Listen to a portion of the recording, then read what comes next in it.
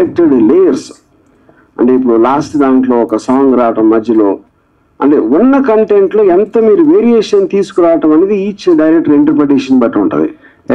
అప్పుడు అది చూసినప్పుడు నేను ఆ పర్టిక్యులర్ పర్సన్ ఈ పర్టిక్యులర్ సినిమాకి పనికి వస్తాడని నాకు రావచ్చు. నేను కాకపోతే వేరే ప్రొడ్యూసర్ కూడా చూస్తాడు అది. సో వాళ్ళకున్న సబ్జెక్టు వాళ్ళకున్న ఒక రిక్వైర్మెంట్ అనేది they might find somebody good in this ఈ పర్టిక్యులర్ టైప్ ఆఫ్ పర్సన్ మన సినిమా బాగా తీయగలుగుతున్నాయి. అప్పుడేంటి ఇప్పుడు ఆర్జీబీ డన్ అనేది ఒక షాప్ అనుకుంటే ఆ షాప్లో కస్టమర్ కావాల్సిన వేరియస్ ఐటమ్స్ ఉన్నాయి.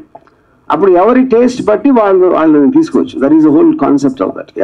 ఇదివరకు ఆర్జీబీ చాలా కొన్ని బయోపిక్స్ అలాంటివి తీశారు కదా, ఇప్పుడు అలాంటి బయోపిక్స్ తీయాలంటే మళ్ళీ రివర్స్లో ఏమైనా తీయగలుగుతారు అంటే మీరు గతంలో చూస్తుంటే పవన్ కళ్యాణ్ లేదా ఇటు చంద్రబాబు ఆ క్యారెక్టర్స్ తీసుకొని చేసింది. బట్ ఇప్పుడు ఏంటంటే వాళ్ళు ఏపీలో క్రియాశీలకంగా ఉన్నారు, ఒక AP CM, AP deputy CM. So ఇప్పుడు అలాంటి క్యారెక్టర్స్ మీరు చెయ్యాలంటే ఎలా చేస్తారు? ఈ రెండు క్యారెక్టర్స్ని అలాంటి క్యారెక్టర్ చేస్తాం కదా, మళ్ళీ ఇంకా ఎలా చేస్తామంటే అప్పుడు చేశారు. ఇప్పుడు ఒకవేళ చెయ్యాలి అంటే వాళ్ళని దృష్టిలో పెట్టుకొని చెయ్యాలి అనుకుంటే వాళ్ళని దృష్టిలో పెట్టుకొని ఇప్పుడు బేసిక్గా అడుగుతారు అనుకున్నా ఆ రూట్కి వచ్చారు మీరు. బేసిక్గా ఇప్పుడు first of all Lakshmi's NTR తీసినప్పుడు కూడా రూలింగ్ పార్టీ గవర్నమెంట్లో ఉన్నప్పుడు తీశారు. సో దానికి ఏం ఫరక్ పడదు. But having said that definitely నేను ఇంతకు ముందు అనౌన్స్ చేశాను ఇంకా పొలిటికల్ సినిమాలు జోలికి వెళ్ళాం. అంటే మీ నుంచి ఇప్పుడు కేవలం ఇలాంటి సినిమాలైనా ఒకప్పుడు ఆర్జీవీ అంటే బాలీవుడ్ లో ఒక పాపులర్ అయిన డైరెక్టర్ ప్రతి ఒక్కరికి కదా. అంటే ఇలాంటి సినిమాలు అంటే ఏంటి అంటే ఇప్పుడు ఇప్పుడు ఈ జనరల్ క్వశ్చన్స్ వేరే ఇంటర్వ్యూ మాట్లాడదాం. ఇది I want to talk about your film. ఇక్కడ మాట్లాడటం చాలా టైం ఉంది మనకి. ఆర్జీవీ ప్రిన్సిపల్ గారికి చాలా మంది శిష్యులను తయారు చేయబోతున్నారు అనేది తెలిసిపోయింది. అయితే ఈ గతంలో మిమ్మల్ని నమ్ముకున్న వాళ్ళు బాగుపడ్డారు, మిమ్మల్ని నమ్ముకున్న వాళ్ళు కొంత పోయారు. సినిమాకి సంబంధించి మీరు ఏదైతే అంటే నేర్పిస్తున్నారో ఇంతమంది యువకులను దర్శకులుగా మార్చే ప్రయత్నం చేస్తున్నారు.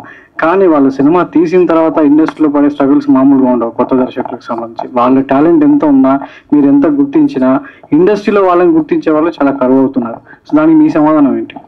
ఫస్ట్ ఆఫ్ ఆల్ అది చాలా నోషనల్ ఆర్గ్యుమెంట్. ఇప్పుడు ఎవరైనా సరే వాళ్ళకున్న అంతమంది కోరుకునే ఒక పొజిషన్కి ఆటోమేటిక్గా సక్సెస్ అయ్యే వాళ్ళు తక్కువ ఉంటారు. The higher you want to go obviously the more difficult it is to sustain. అది వాళ్ళకున్న కెపాసిటీ బట్టి వాళ్ళని జనాలు ఎంత రిసీవ్ చేసుకుంటారో దాన్ని బట్టి ఉంటుంది. So you can't speculate on that. మీరు డైరెక్టర్ ఫస్ట్ డైరెక్షన్ షాట్ పెట్టినప్పుడు సో మీకు మీ మనస్థితి ఎలా ఉండేది? ఇప్పుడు వీళ్ళు అంతమందిని చూసిన తర్వాత సో వీళ్ళు ఏ టైప్ ఆఫ్ ఎట్లా ఉంటున్నారు? ఈ తరం దర్శకుల ఆలోచనలు ఏ విధంగా ఉన్నాయి? అప్పుడు ఎలా ఉండేది, ఇప్పుడు ఎలా మారుతూ వస్తుంది? ఫిల్మ్ అనేది ఎవెన్చువల్లీ ఎమోషనల్ ఆస్పెక్ట్. మీరు అంటే క్యారెక్టర్స్ అనేవాళ్ళు టైమ్లెస్. ఇప్పుడు గాడ్ ఫాదర్ లాంటి సినిమా మనం 50 years నుంచి చూస్తున్నా అది పాతది ఎందుకు అనిపించదు? Because the characters look as real as ever. ఇంకా హ్యూమన్ బీయింగ్స్ ఎమోషన్స్ అనేది మారదు. మీ క్యాప్చర్ చేసే టెక్నాలజీ మారుతుంది యూనో.